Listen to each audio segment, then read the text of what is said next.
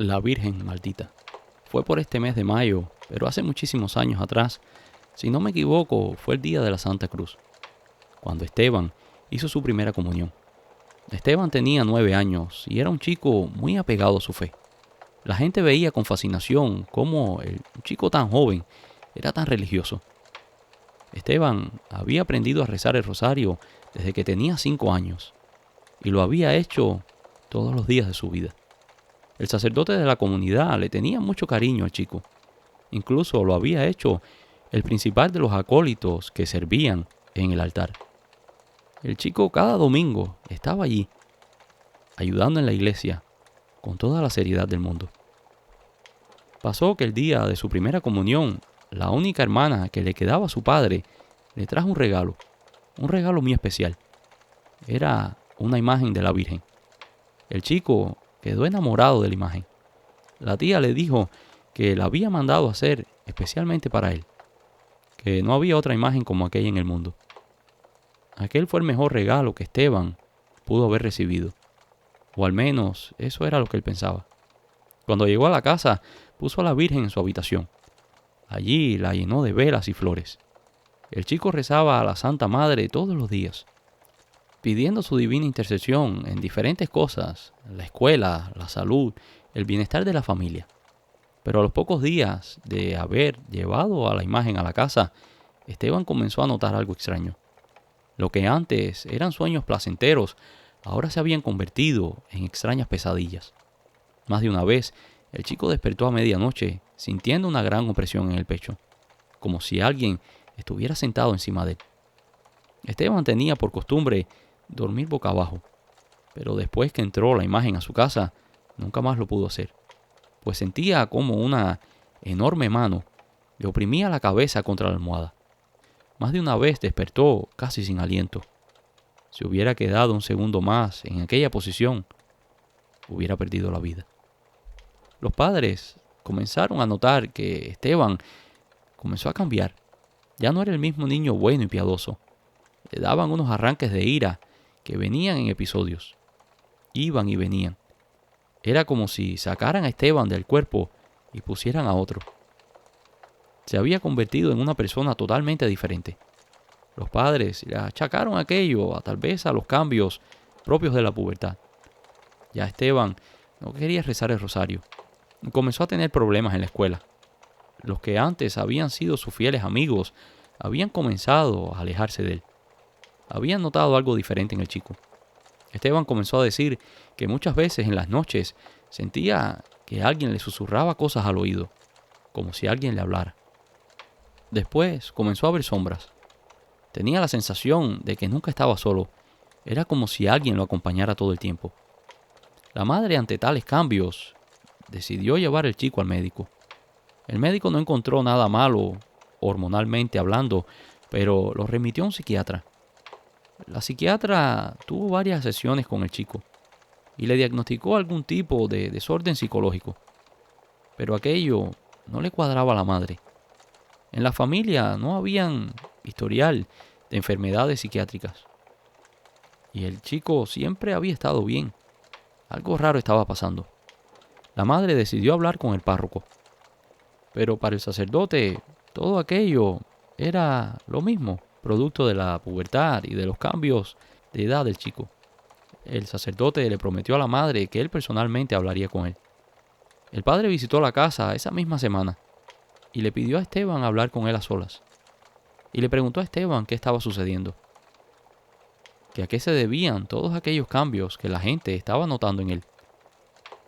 Esteban dijo que no sabía, pero que apenas podía dormir en las noches, que alguien le hablaba, que sentía como que lo oprimían contra la cama. El padre le dijo que no se preocupara por eso, que probablemente eran los propios cambios de su cuerpo, pues ya casi iba a entrar en la pubertad. Tal vez la propia sugestión.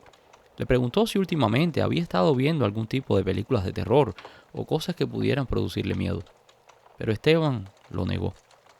El padre le prometió regalar un libro de oraciones de liberación para que las hiciera antes de dormir y así obtuviera la protección divina. El libro definitivamente ayudó, pero las cosas no estaban al 100% bien. En la casa comenzaron a verse ciertos cambios, problemas entre los padres de Esteban. Las finanzas iban de mal en peor. Aquello no estaba bien. La casa cada semana tenía algo roto. Si no era la nevera, era la estufa. Habían problemas de plomería e incluso eléctricos. Los padres de Esteban decidieron traer un electricista para que revisara la casa, pues días antes había habido un corte eléctrico que casi produce un incendio. En cuanto el electricista llegó, esbozó una extraña expresión en su rostro, como si algo le molestara. El padre de Esteban le preguntó si todo estaba bien, y el hombre dijo que sí, que le enseñaran dónde estaba el panel eléctrico, y hasta allí se dirigió. El hombre estuvo trabajando un rato allí, pero al poco tiempo vieron cómo el hombre salió corriendo de la casa y comenzó a vomitar en la acera. Los padres de Esteban inmediatamente fueron a brindarle ayuda. Le ofrecieron llevarlo al médico o si quería algún tipo de medicamento, pero el hombre se rehusó. El hombre le dijo que creía que era algo con la casa, que él desde niño tenía una habilidad de percibir energías, y estas energías se manifestaban en su cuerpo. Si cuando iba a un lugar tenía buenas energías, se sentía bien, se sentía feliz, pero si las energías eran oscuras o negativas, aquello le producía vómitos e incluso enfermedades.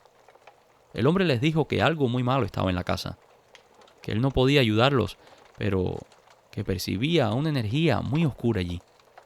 Algo no estaba bien. Le preguntó si habían trabajado algo espiritual en la casa, si habían hecho algún tipo de brujerías, pero ellos le aseguraron que no.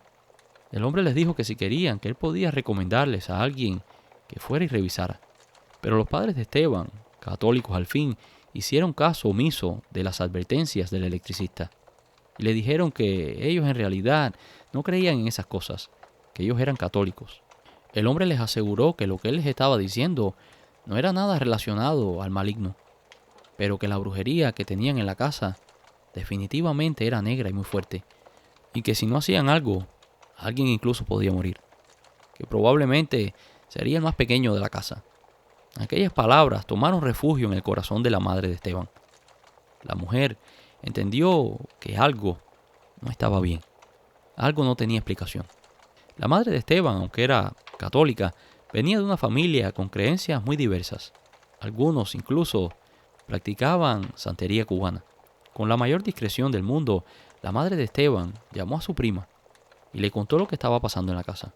La prima le dijo que ella tenía una conocida que era muy buena, que era experta en ese tipo de cosas, que si quería, que ella se la podía recomendar.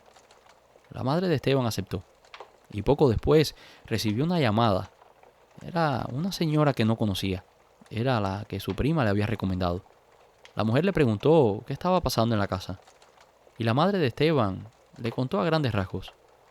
Le dijo a la mujer que si le permitía, ella iría hasta su casa y así revisaría. La madre de Esteban aceptó y quedaron en verse al día siguiente. Pero el encuentro casi no pasa, pues el padre de Esteban, después de salir del trabajo, tuvo un accidente muy serio. El padre de Esteban sufrió heridas considerables que casi le quitan la vida. Aquellas heridas lo mantuvieron en el hospital por varios días.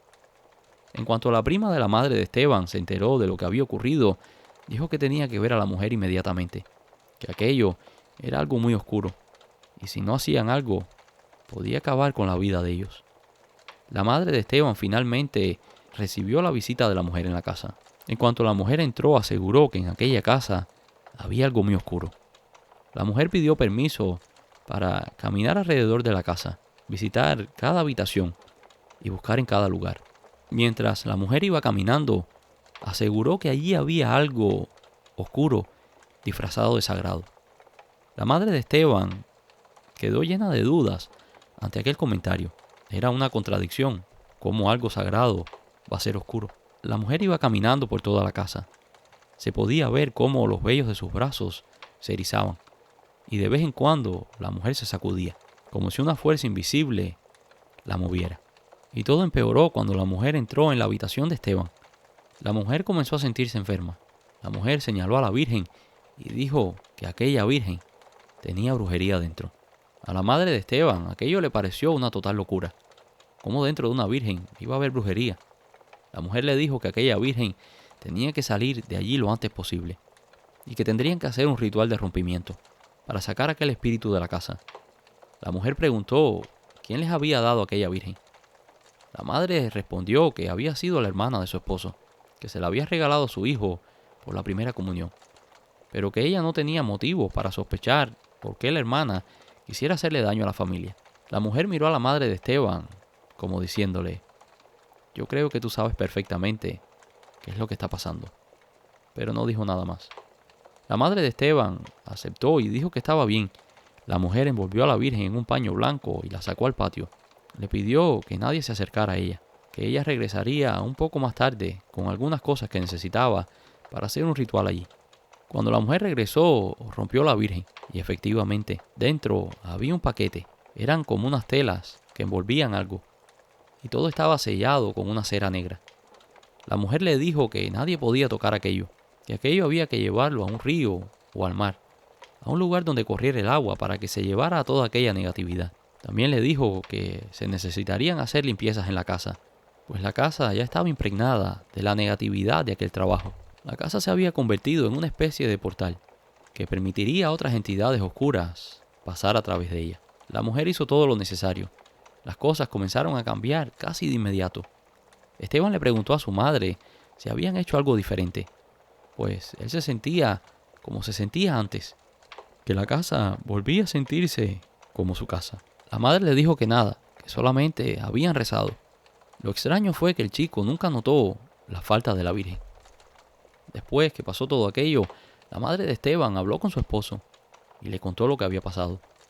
El hombre al principio se rehusó a creer que su hermana fuera capaz de querer hacerle daño a su familia, pero su esposa le recordó la situación que habían pasado poco atrás por el apartamento de la ciudad.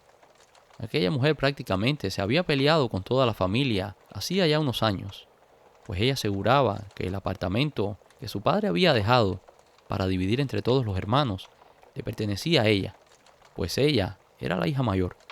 Poco después, el hermano del medio había fallecido, de forma un poco extraña. De la nada le diagnosticaron un tipo de enfermedad mental y el hombre terminó quitándose la vida. El padre de Esteban decidió confrontar a su hermana. Al principio la mujer lo negó todo. Decía que cómo era posible que él pensara que ella fuera a serle capaz a su familia, y especialmente a su propio sobrino, que ella era la única familia que le quedaba.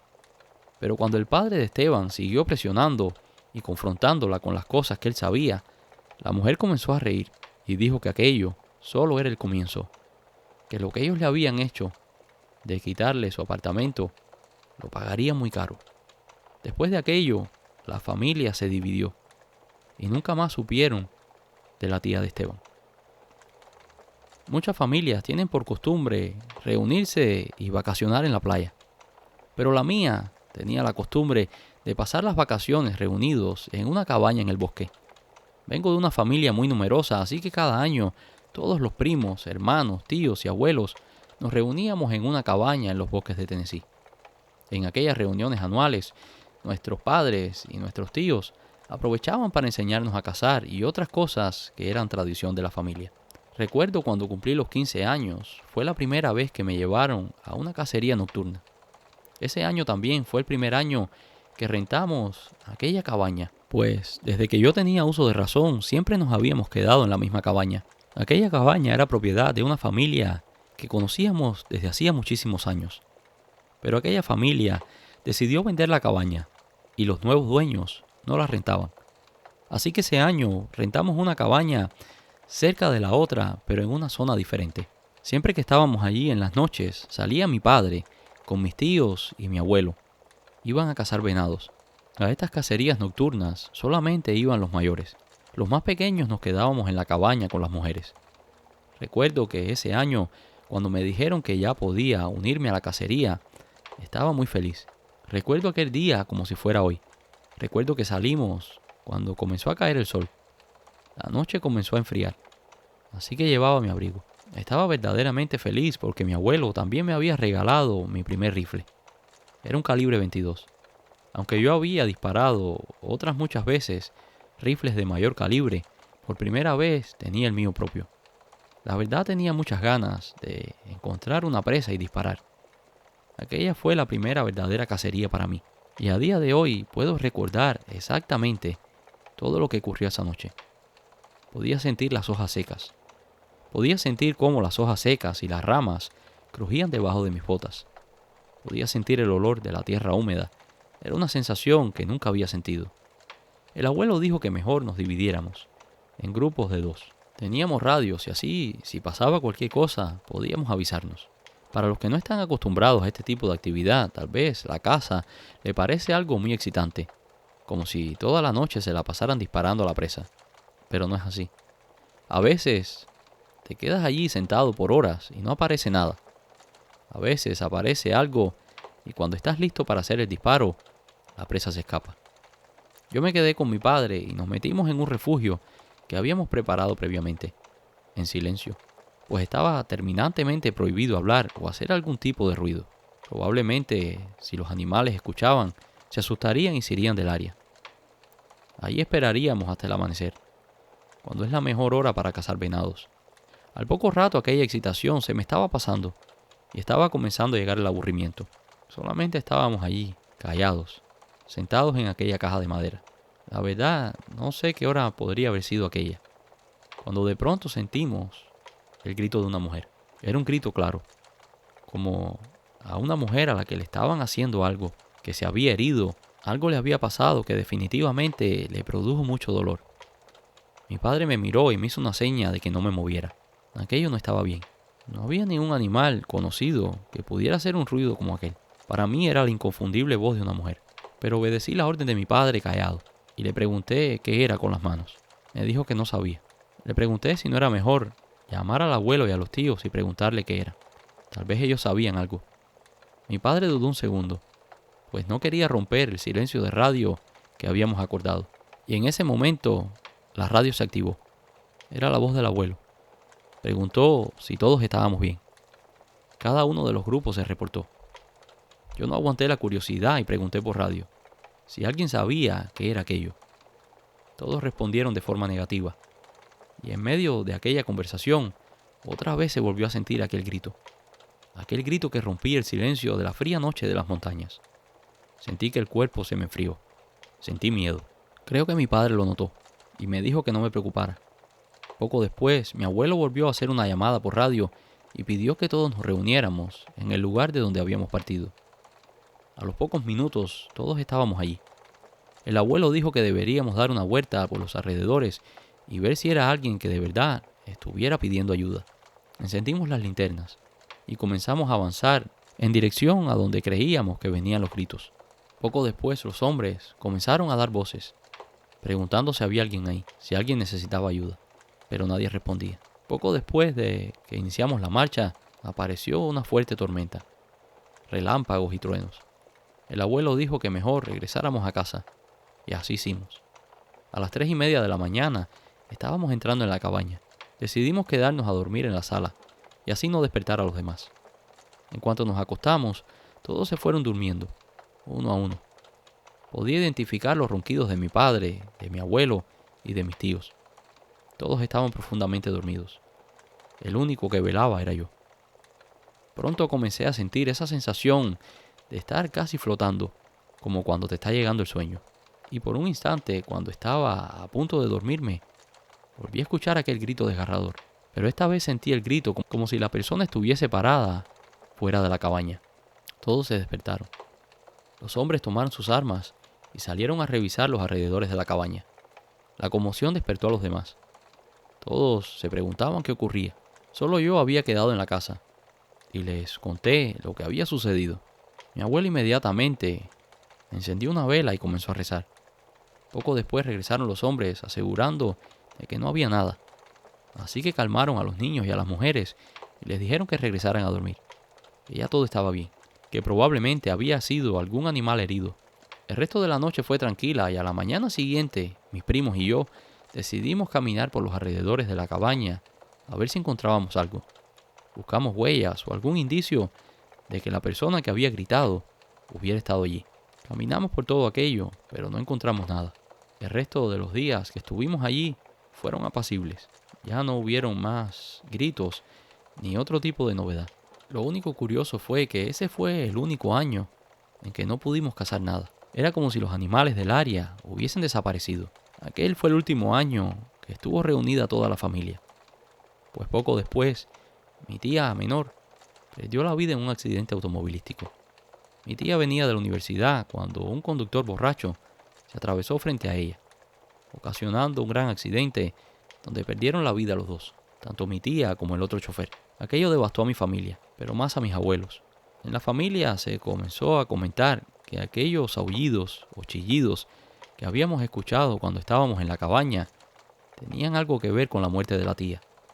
Tal vez habían sido una especie de oscura premonición de lo que pasaría.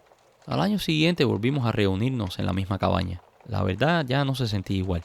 Algo faltaba, o mejor dicho, alguien. Ese año no fue un año de cacería. Fue un año de la familia estar junta.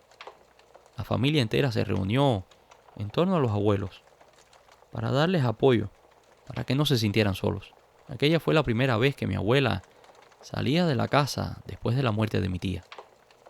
Ella se mostraba fuerte y no lloraba frente a los demás, pero todos sabíamos que estaba devastada. Recuerdo que la tercera noche que llegamos a la cabaña, los más jóvenes decidimos acampar en el patio de la casa. Entre todos hicimos una gran casa de campaña y allí pusimos unas mantas y nos quedamos todos allí. Cuando cayó la noche comenzamos a contar historias de terror. Podíamos ver los rostros de los más jóvenes, cómo se llenaban de miedo. Para cerrar con broche de oro la noche, decidí contar lo que había pasado el año anterior, poniéndole un poco más de drama. Les conté cómo cuando estaba con mi padre esperando, pudimos ver a una mujer caminando sola y gritando. Cosa que no había pasado, pero creía que al hacer esto le daba un poco más de intriga a la historia. Y miedo. Y les produciría más miedo a los chicos. En el momento que terminé la historia, apagué la luz. Los chicos se acurrucaron en una esquina. Estaban literalmente temblando de miedo. Yo era uno de los mayores, así que les aseguré que no se preocuparan, que yo estaba allí para defenderlos y la mujer que grita regresaba. Poco a poco se fueron relajando y finalmente se durmieron. Pero poco después, aquel mismo grito que había escuchado un año atrás retumbó entre los árboles. Aquello los despertó a todos, sobre todo a los más chicos, quienes se despertaron llorando. Los otros trataban de salir. Aquello se convirtió en un caos. Para nuestra buena suerte, una de mis tías, que estaba despierta y venía en camino a darnos una vuelta, los guió a todos de vuelta a la cabaña. Cuando entramos, vimos a la abuela saliendo de su habitación y volvió a hacer exactamente lo mismo que había hecho el año anterior. Se sentó en una esquina, encendió una vela y se puso a rezar. El resto de la noche la pasó allí, aunque no hubo ninguna otra eventualidad. La mañana siguiente, mientras los adultos desayunaban, logré escuchar a la abuela que decía que ella creía que aquellos gritos tenían algo que ver con la muerte de la tía. Mis tíos la tranquilizaron diciéndole que seguramente aquello era un evento aislado, que no tenía una cosa que ver con la otra. Y decidieron llevar a la abuela al pueblo para comprar unas cosas y así se distrajera. Mientras estaba en el pueblo, la abuela se encontró con los dueños de la cabaña que rentábamos anteriormente. Estaban de paso por el pueblo. Habían venido a arreglar algunas cosas. Le preguntaron a la abuela dónde se estaban quedando. Cuando la abuela les dijo el lugar, el rostro de la mujer cambió. La abuela preguntó si pasaba algo, pero la señora dijo que no, que estaba bien. Pero mi abuela sabía que algo estaba pasando. Mi abuela siguió insistiéndole a la mujer y la señora finalmente le dijo que aquella casa había pertenecido a una curandera, que había vivido allí por muchos años. La señora había ayudado a muchas personas de la comunidad, pero después se comenzó a regar la información de que la señora aparentemente practicaba abortos clandestinos. Poco después, la curandera apareció muerta en su casa. Se decía que todo había sido producto de que una joven había ido a buscar ayuda para deshacerse de su criatura, pues había quedado embarazada y no estaba casada. La chica temía que si sus padres se enteraban, podían hacerle daño. La curandera aceptó darle un brebaje y pasó que después que lo bebió, la chica falleció. Nunca se supo bien si fue producto del brebaje o si fue por otro motivo.